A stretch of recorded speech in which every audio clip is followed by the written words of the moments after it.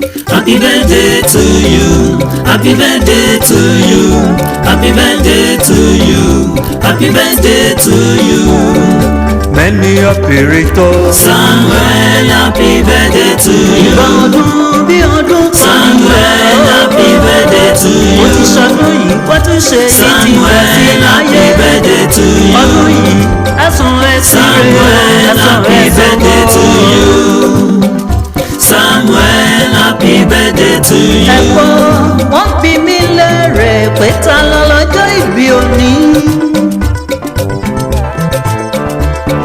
Mo dá wọn lóhùn pé olóríire Samuel Olúwadámiláre Oríyọ̀mí ọmọ Balógun ọmọ Ìjẹ̀bú alárẹ̀ mo ń bọ̀ náà mo sì máa bá ẹ délé o.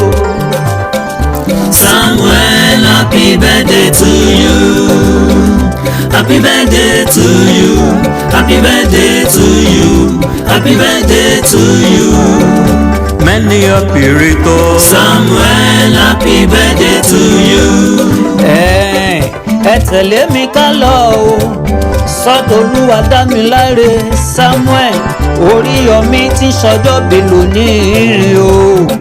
Olúwadámiláre àní ó gbéra ńlẹ̀ ó dìde mo ní bówó olúgbọ́n kò jíire kò kàn mí bówó àrẹ̀sà kò jíire kò kàn mí bí Samuel Olúwadámiláre bá ti jíire àbùṣebùṣe ó yá nílé bàbá tó bí ọlọ́mọ ìwọ lọmọ wọn nìjẹ̀bú o ìwọ lọmọ Ìjẹ̀bú alárẹ̀ ọmọ adúrún madé Ìjẹ̀bú ọmọ adúrún mọ́sù pẹ̀dìyẹ jẹ ìwọ lọmọ ẹlẹ́dìyẹ ògógó mọ́nìgà tí ń fẹ̀yìn rẹ̀ yé bí awó kẹ̀ǹgbẹ́ ọmọ adìyẹ gorí òrùlé pò lélẹ̀ ara òrókun bẹ́ẹ̀ ara òrà adìyẹ ìwọ lọmọ òṣèṣẹ́ ni oyọ̀ ń yọ̀ oyọ̀ máa yọ̀ mọ́ ohun tó ń ṣe mí ò lè pa ni ìwọ lọmọ aníṣu nílé o a ò rọbẹ ọbẹ̀ bàbá yín ti yombo ìwọ lọmọ ẹlẹ́yìn kùlé àdéhùrè òòṣà òkè jẹ́ǹdà bí onílé yìí náà fi ń sọ pé kékeré Ìjẹ̀bú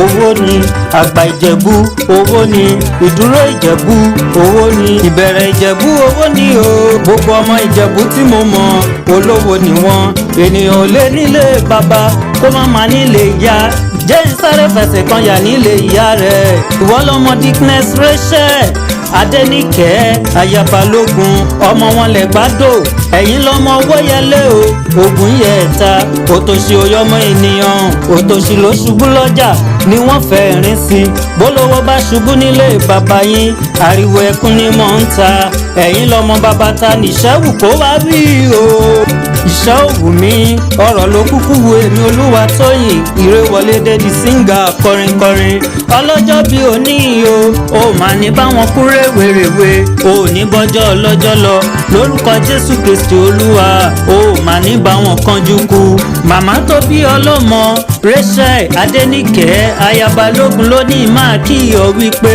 ìgbà ọdún bí ọdún kan ní nílé ayé o ọdọọdún ni láǹsò lógúnlógún ọdọọdún nìkan ń so lọ́gbọ̀nlọ́gbọ̀n nílé ayé ọdún kan ò wá nídé ká má ṣe rọ́mùbí lórí àtẹ ọdọọdún ló máa bẹ o ò ní dẹni àkọlẹ̀ bò lórúkọ Jésù Kristi ó bá àṣẹ ìṣàmọ́dún o.